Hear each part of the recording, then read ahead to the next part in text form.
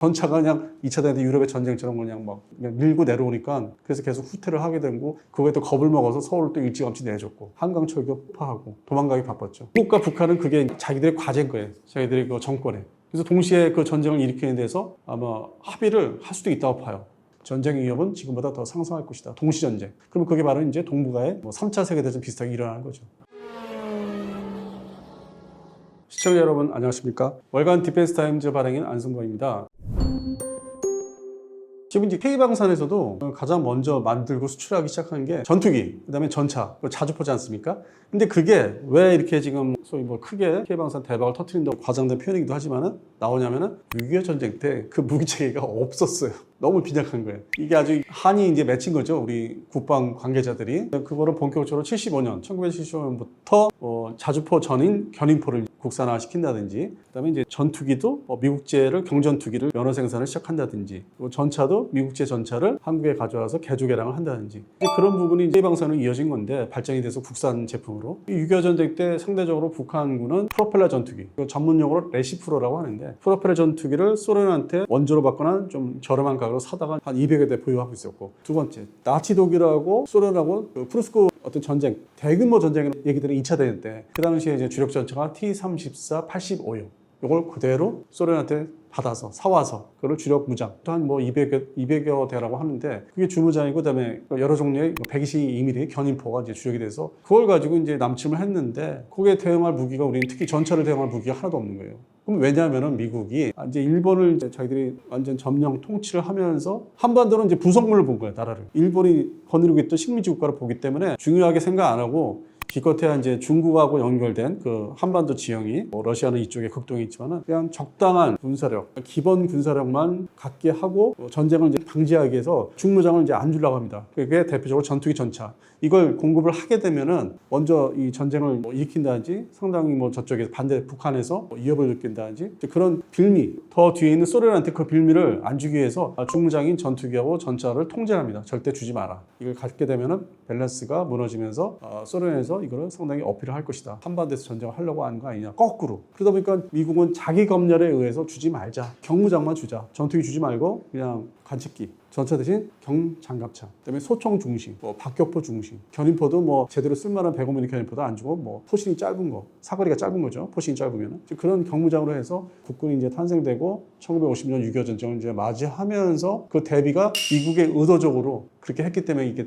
방어할 수 없는 거죠. 전차가 그냥 2차 대전 때 유럽의 전쟁처럼 그냥 밀고 내려오니까 그래서 계속 후퇴를 하게 되고 그거에 또 겁을 먹어서 서울을 또 일찌감치 내줬고 한강 철교 폭파하고 도망가기 바빴죠. 그게 바로 이제 원인이 전차였고, 그다음에 김포 비행, 현재 김포공항, 김포 비행장이었죠. 그 당시에는 여의도, 옛날에 여의도 비행장이 있었습니다. 그 광장이. 거기는 북한 공군의 야크 전투기들이 와서 공습을 해서 초토화시키고, 일본에 있는 미군 부대가 이제 수송기로 인해서 수송기를 사용해서 그 비행장에 오는 걸 막기 위해서. 그래서 결국 전쟁 초기에는 그걸로 인해서 이제 후퇴를 할 수밖에 없고, 또 미국의 원활한 공수 지원도 안 됐었고, 탄약 지원이라든지. 그래서 그게 이제 결국에는 하나의 한이 설인 거죠, 대한민국은. 그리고 북한은 6.25 전쟁에 성공을 했기 때문에 그 무기로 인해서 성공했기 때문에 6.25 전쟁이 휴전이 된 이후에도 그 부분은 상당히 이제 증가를 합니다. T-34 85형 전차뿐만 아니라 T-55 전차부터 해서 나중에 70년대 T-60 전차까지 무지막지로 상대적으로 대한민국보다 더 숫자를 많이 불리고 전투기도 미그 15에서 17, 19, 20이면 18. 그렇게 해서 그 무기체계가 70년대, 80년대까지는 좀 북한이 앞섰죠. 숫자도 많이 가지고 있었고, 그 당시만 해도 80년대까지만 해도 그게 무기의 위력이 유효했었고, 그게 이제 90년대 들어오면서 이제 여러 가지 세계 환경이 탈냉전 되면서 북한은 이제 외부로부터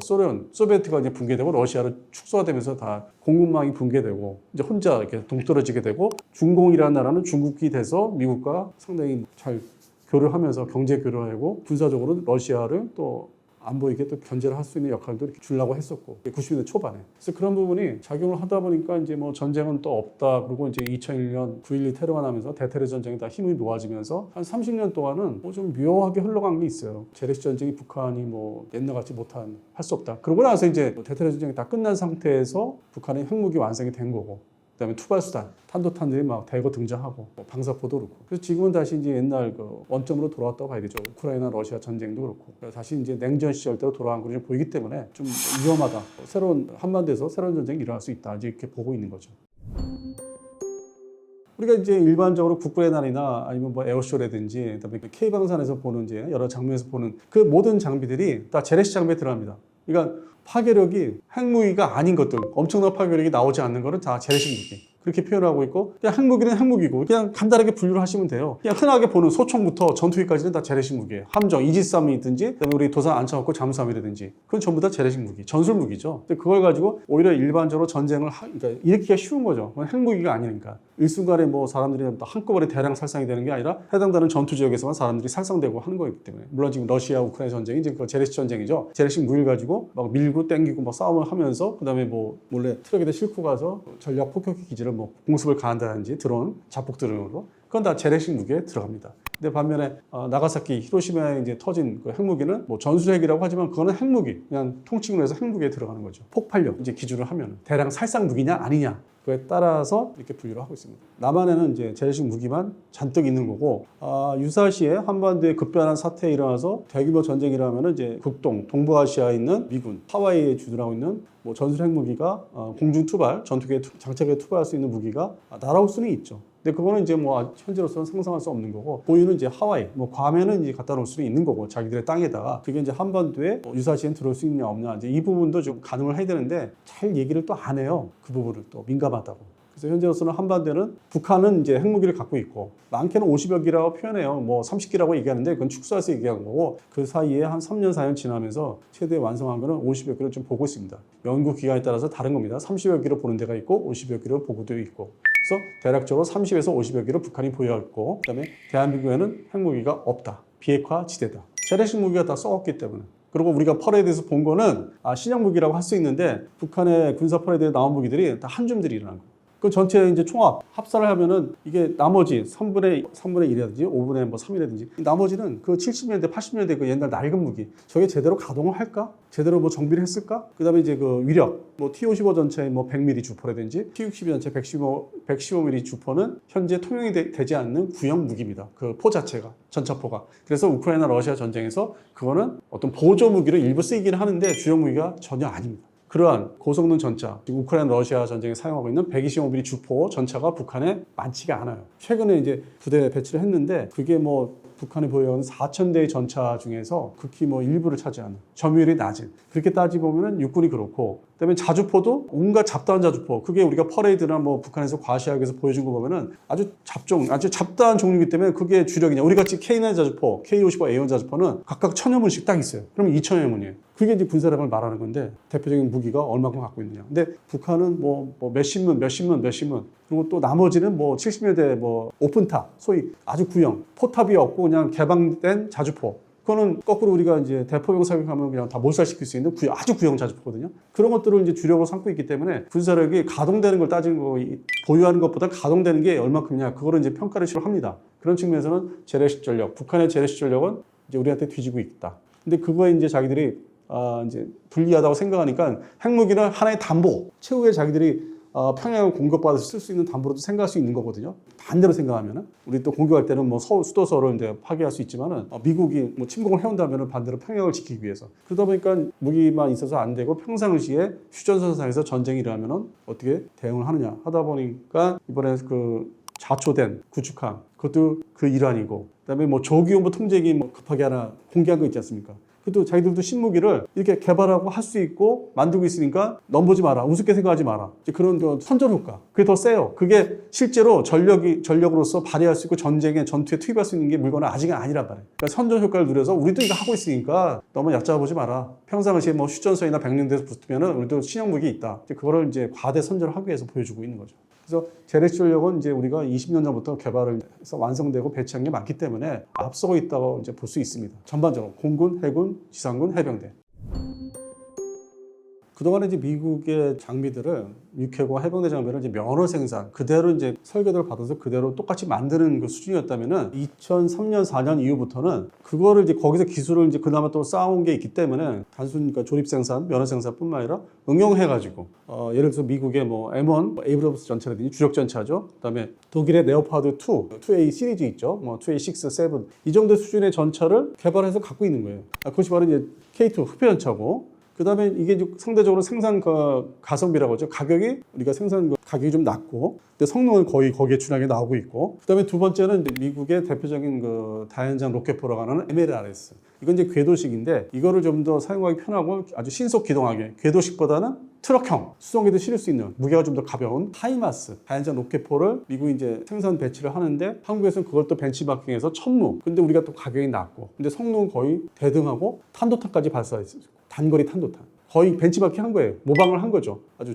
좋은 쪽으로. 전차, 다연장 로켓포, 그다음에 자주포가 K55라고 이제 미국에서 M109, A6, 7이라는 팔라딘 자주포를 아주 한국형으로 만든 게 더 발전시켜서 성능을 더 좋게, 사거리를 더 멀리 날아가게 하는 포 기술이죠. 주포 기술인데 그거를 이제 개발을 해서 꽂은 게 K9 자주포. 오히려 현재 미국제 자주포보다는 더 성능이 또 앞서가는 측면이 있고, 수출 시장에서 상당히 사거리가 더 멀리 나오니까 많이 잘 팔리고 있고 선호하고 있고, 미국제보다는. 이제 그런 측면에서는 K방산, 방산이라는 게 옛날에는 단순 생산이었고 자국 내 어떤 수요를 충족하기 위해서 했는데, 지금은 해외에다 갖다 팔 수 있는 미국제나 서유럽제의 대등한 수준으로 올라왔다. 거기에 이제 KF-21까지 가세를 하고 있고, 그러면 이 서유럽에서는 이제 긴장을 하는 거죠. 이게 이제 백인 중심의 방산 수출국들이 존재를 했었는데, 어느 순간에 이게 또 이스라엘이 또 치고 올라왔죠. 그러다가 이제 중국이 또 이제 가세를 했고, 그 다음에 이제 한국이 이제 등장한 거예요. 그래서 방산 강국 수출국이 이제 한국이 이제 등극을 하면서 만만치 않은. 그러면 이제 그 다음 무기는 또 이걸 발전시켜서 K2 전차라든지, 지금 K3 얘기 나오고 있고요. 차세대 전차죠. 근데 그게 이미 서유럽에서 개발하는 여러 종류의 차세대 전차에 아주 동일한 성능을 지금 가지려고 설계가 좀 잘 되고 있고, 그다음에 전투기 역시 유럽에서는 차세대 F카스라든지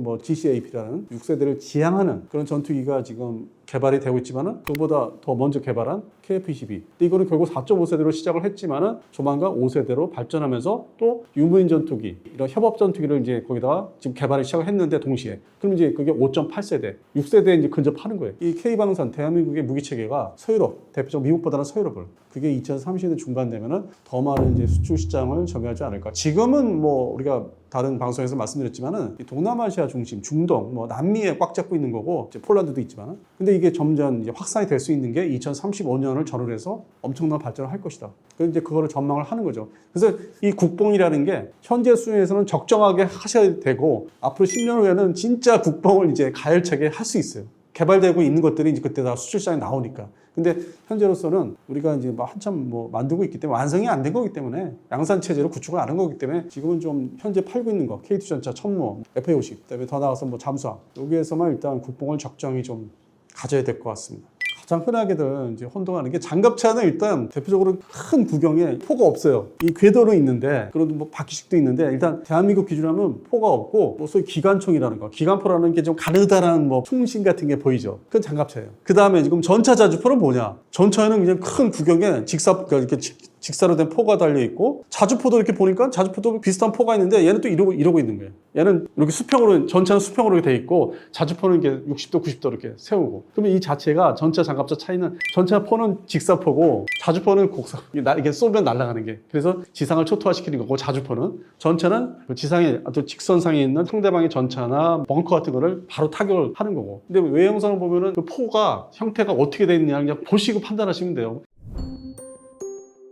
흔하게 이제 얘기하는 게, 저는 몇 년 전부터 얘기했지만은, 대만, 그러니까 중국이 대만을 침공할 때 북한군이 또 남침을 해라, 동시에. 그거를 이제 부추길 텐데, 몇 년 전에는 이제 가설에 의한 거였는데, 지금은 이제 현실화되고 있죠.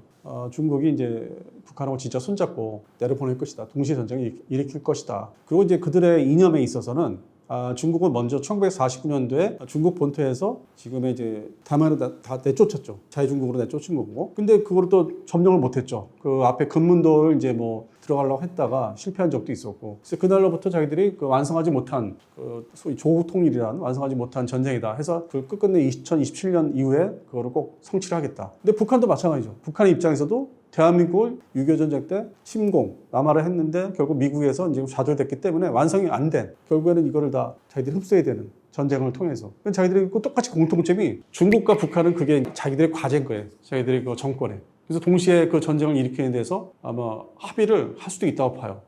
예전에 70년대, 80년대 그런 위협이 존재했는데, 중공 시절 때 북한을 지원을 할 것이다 했는데, 그건 옛날 얘기고, 지금은 자기들의 목적에 의해서 동시에 전쟁을 하자. 그리고 이 중국 입장에서는 또 일정 부분 지원을 해주겠다.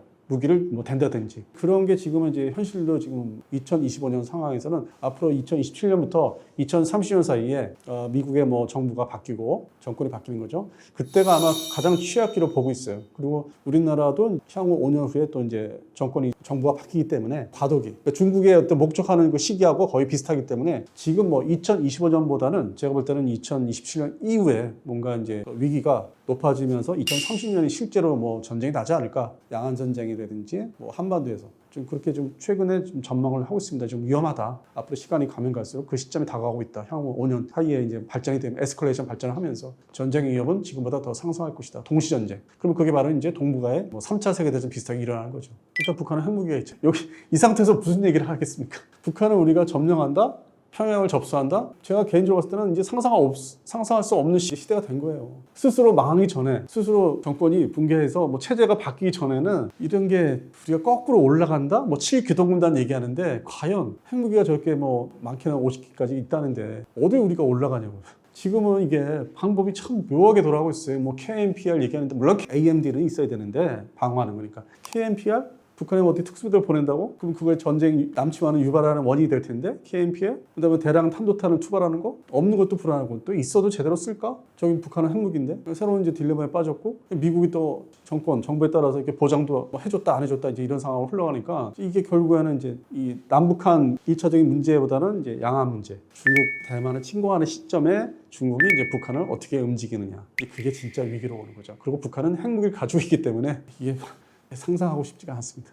그럴 일은 없습니다. 아니 만약이란 것도 없어요. 북한은 절대 뭐 마치 이게 무슨 운동 경기도 아니고 그런 얘기 안 하고 그냥 남측을 한번 했지 해서 이 DMZ 상에서 이 김포공항 제가 이제 거주지가 김포공항 쪽인데 그냥 평상시에 살 때는 몰라요. 근데 스마트폰에 지도를 보잖아요. 엄청 가까워요, 엄청. 그럼 이게 무슨 얘기냐면은 북한 입장에서는 뭐 핵무기 얘기할 것도 없이 지금 이제 신형 전차를 이제 만들기 시작해요. 얘는 구형 전차 갖고 이제 안 되고. 그러면 신형 전차 중심으로 뭐 일부가 파괴가 되더라도 뭐 1사단, 9사단 거기 다 있습니다. 17사단 거기서 이제 대응해서 아니면 아파트에 가서 파괴해도 그 전차들을 야간에 급속 남하를 시키면은 김포공항을 점령하고 제가 그 지역이 행주대교 쪽인데 그것만 일산을 다 점령한다고 생각을 이제 상상을 해보세요. 순식간에 그 현대화된 무기만 정밀화된 무기만 모아가지고 그러니까 구닥다리 그 대부분 차지하는 구닥다리 전차나 장갑차를 빼버리고 신형 무기만 집중해서 서부 전선에 파주 중심으로 해가지고 그리고 일시적으로라도 이 지역을 점령해서 뭐 협상을 하자 그런 재래식 전쟁이 있고 아니면은 처음부터 그냥 남조선 다 없애버리라고 하면서 그냥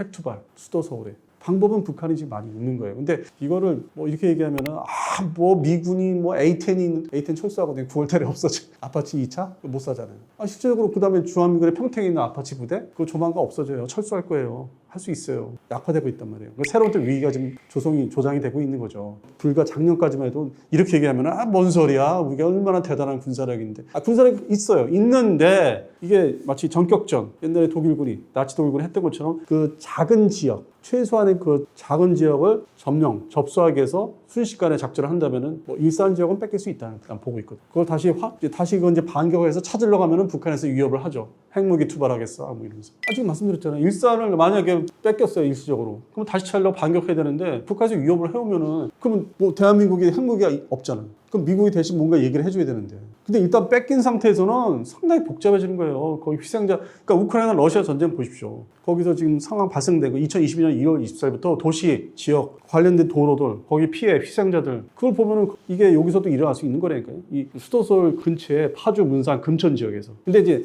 이런 것도 있어요. 북한도 뭔가 승산 있는 뭔가 좀, 자기 나름대로 무력 시위 과시를 하기 위해서는 백령도를 침공할 거야. 이건 우리 생각. 나 같은 사람이나 그러니까 뭔가 좀 안일하게 불과 이 생각도 몇 년 전에 했었어요. 백령도를 노릴 것이다. 그러면 이게 상당히 거리가 떨어졌단 말이에요. 바다를 통해서 서해안을 통해서 거기서 뭐 유교단 우리 해병대 유교단이 뭐 희생을 많이 당하든 뭐 방어를 하든 뭐 사람이 생각이 그건 벌써 남일이야. 수도 서울에 사는 사람들 일이 아니야. 그리고 이제 김포 이사단이 이제 뭐 수리온 헬기라든지 마린원이죠. 아니면 항작사 이천에 있는 항작사에 치누크들이 병력 실어서 뭐 가는 거. 그것도 이제 뭐 격추되고 이제 그건 또 하나의 또 별개 시나리오로 보는데 지금 저는 제일 무서운 게 수도 서울의 좌측에 있는 김포공항, 일산, 김포시 여기를 강화도 이거는 급속 도하를 한다든지 특수부대를 대량을 보내서 하려면 할 수 있어요. 그리고 전차를 또 내려보내고 신형 전차들. 그러면 이거를 다시 반격하려면은 글쎄 쉽지가 않을 텐데요. 그래서 새로운 이제 상황이 우리가 항상 얘기하듯이 북한이 핵무기를 먼저 완비를 한 상태에서 그 다음에 재래식 무기 한도탄, 투발수단을 현대화했고 대량 생산 체제로 넘어가고 있고, 그다음에 조기용무 통제기, 북한판 23, 그다음에 신형 전차, 장갑차, 자주포, 그다음에 차량 장갑차도 그렇고. 그거 계속 퍼레이드에서 공개하잖아요. 근데 대량 생산은 아니야. 아직까지는 좀 집중된 소량인데 그거를 이쪽 지역에 특수한 특정 지역에다가 집중해서 사용했을 경우에 싸움은 또 만만치 않겠다. 그냥 평상시 군사력을 보면은 우리가 이제 재래식 군사력이 앞서는데 저들이 이제 작전 계획과 전력의 집중에 따라서 일시적인 작전에 따라서 핵을 가지고 야 최신 무기들 좀 얼마 안 되지만은 집중 투입해서 점령해보자 이렇게 하면은 그럼 반격할래? 나 핵무기가 이거 흔드는 거지.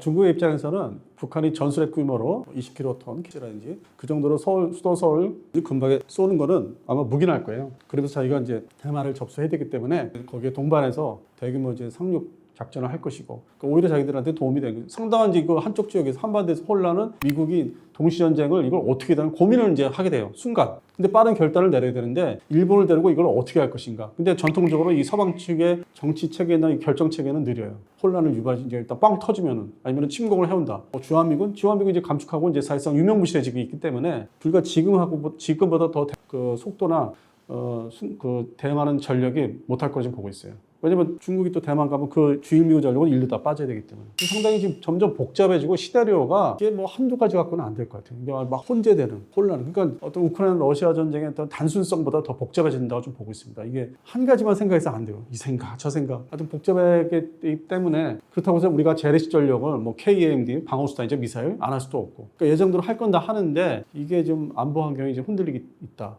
보여주기식이 많았어요. 그동안에 나토군이 전투기하고 함정 중심으로 일본에 정기적으로 계속 보내고 훈련했어요. 최근까지도. 근데 실제로 저렇게 러우 전쟁이 지속되고 있는데 이 동북아 전쟁이 일어나면은 나는 안 보낼 거라고 봐요. 하나의 그러니까 견제, 겁주기. 나 이렇게 저쪽에 지구상의 저 반대쪽에 있는 전력들이 올 수 있어, 끌어올 수 있어 하면서 또 심리적인 효과. 마치 그 19세기 때 이 서방 강국들이 유럽의 중심으로 서방 강국이 중국, 그 당시 옛날 중국을 이제 해가지고 홍콩 뭐 여러 가지 역사적인 게 있지 않습니까? 그래서 상당히 허수가 많아요. 지금의 뭐 항공모함, 영국의 항공모함도 또 온다고도 하고, 프랑스는 뭐 라팔 19 왔었고, 뭐 이태리 항공모함도 왔었고, 독일의 뭐 전투 유로파이터가 왔었고, 다 끌어모으는데 제가 볼 때는 쇼였다. 지금까지 다 쇼를 한 거지 실제적으로 그것들이 참전을 하거나 오는 게 아니었다. 그리고 중국은 그거를 안 믿는다. 실제로 오지 않는다. 그러고 있기 때문에 아마 강행을 할 수 있다. 대만 침공과 함께 동시에 북한을 부추겨서 수도권 점령을 시킨다든지 담보로 이제 핵무기를 가지고 너는 할 수 있어 이렇게 시킬 거라는 거죠. 뭐 6.25 전쟁 때처럼 부산까지 가야 되는 그게 아니니까 지금 러시아가 우크라이나 지역의 일부 지역만 이렇게 딱딱 찍어서 점령을 했듯이 제가 볼 때 수도권 점령이 우선이라고 생각해요. 이게 북한의 경제력이 말 그대로 탄약 문제라든지 지속적으로 할 수 있는 그런 시스템이 아니고 이제 경쟁이 낮아졌으니까 상당히 못 사는 걸로 그런 기반이 없기 때문에 단기전, 속도전. 그래서 그동안에 20세기에 나왔던 전쟁의 모든 스타일과 전술, 교리를 다 짬뽕한. 그게 뭐 나치의 전격전도 그렇고, 뭐 이라크전 때도 그렇고, 미국도 비슷하게 했었고, 모든 걸 이제 배합하는, 뭐 아프가니스탄의 이제 비정규전 형태. 그리고 이제 이란이 이스라엘한테 이제 여러 가지 투발수단, 드론부터 시작해서 장거리 뭐 탄도탄을 쏜다든지, 뭐 그걸 다 동원했다든지. 그러니까 모든 걸 한 번에 짧은 시간에 확 동원해서 제압을 해서 정신 못 차리게 한 다음에 특수부대를 동원해서 점령을 다 할 수 있는. 그리고 기갑부대도 동시 수반을 해야 되는데 그건 지금 아직 소규모인 신형 전차 위주로 자주포 위주로 빨리 내려 보내야 되겠죠. 근데 그 지형상 거리가 되게 짧아요. 그렇게 이격거리가 하다못해 이스라엘만큼 어느 정도 그것도 아니에요. 되게 짧습니다. 내가 스마트폰 거리를 보면서 내가 불안한 거야. 이게 전격전에서 데려오면은 당할 수 있어요. 그 뭐 1사단, 9사단 뭐 거기서 이 부대들이 또 흩어져 있지 않습니까? 이 전방 부대가 부사단 하면은 그 사령부에 다 모여 있는 게 아니지 않습니까? 이 뭐 구사단의 뭐 예하 대대가 뭐 저쪽에 가 있다든지 뭐 철원에 있다든지 그런 식으로 이격이 돼 있습니다. 실제로 부대들은 예하 부대들이 거기 한 자리에다 뭐 일산에다 모여 있는 게 아니거든요. 그럼 걔들이 또 와야 되잖아. 그러면 휴전선상의 철원 지역이나 다른 중부전선 거기서 또 견제 야포 사격을 할 수 있는 거거든요. 그쪽에서 안 내려오더라도 혼란은 또 조성해서 그쪽에 정신 못 차리게 하고 또 여기 있는 남아있는 병력 가지고 말만 1사단 9사단이지 그게 다 딱 집합체돼서 막을 수 있는 게 아니고 뺏길 수도 있는 거죠. 그건 북한의 작전에 따라서. 그러니까 미국이 트럼프 정부 기준에서 미국이 원하는 거는 바이든 때도 그렇지만은 이거를 뭐 전쟁을 하자, 중국아 전쟁하자, 북한은 전쟁을 이게 아니라 자꾸 이제 과실하죠. 뭐 폭격기를 보내고 훈련을 계속 연합훈련 시키는 거는 나 이렇게 준비가 물건이 있어. 겁먹었니? 그럼 전쟁하지 마. 이거라고. 그다음에 중국한테도 마찬가지. 대만 접수하지 마. 그냥 현 상태를 유지하자. 지금 좋잖냐? 현 상태. 그러니까 미국 입장에서 그냥 대만 평화롭게 살게 하고 대한민국 요 상태, 그냥 요 상태만 유지하자. 전쟁 일으키지 마라. 걔네들 미국 입장 그거거든요. 그러니까 우리가 쳐들어가지 못하게 계속 요소에 일본도 포함입니다. 군사력을 요소에 무기 지원을 판매를 하고 지원을 하면서도 통제를 하는 게 있어요. 여러 가지 종류가. 아주 많은 경우로. 일본한테도 마찬가지였고 일본 자위대. 그리고 조금씩 뭔가 발전을 시켜요. 뭔가 내가 미국의 필요에 의해서 요 작전에 이놈들의 능력을 좀 줘야 되겠다. 나눠줘야 되겠다. 키워야 되겠다. 일정 부분이 있어요. 우리 한국도 마찬가지. 그래서 이제 발을 좀 빼는 거예요. 그리고 지금 스트라이커 여단, 얘기들 이제서 하시는데, 저는 2015년도에 스트라이커 여단이 이제 들어온다. 순환 여단이 들어온다고 했을 때부터, 주한미군 역사는 끝났다. 이미 2015년도에 저는 확인을 했습니다. 느꼈고. 그리고 언젠가는 스트라이커 여단도 안 들어올 것이다. 그러면 주한미군의 존재는 실제의 가치가 없다.